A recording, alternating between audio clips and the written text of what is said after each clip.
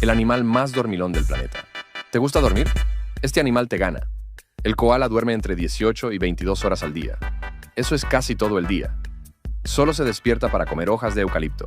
Y luego, a dormir otra vez. ¿Sabes por qué duerme tanto? Porque las hojas que come tienen pocas calorías y son difíciles de digerir. Así que su cuerpo entra en modo ahorro de energía. Si fueras un koala, solo te despertarías para cenar. Un sueño hecho realidad, ¿verdad? Si te gustó este video, suscríbete en el botón rojo y coméntanos tu opinión. Así recibirás un one like.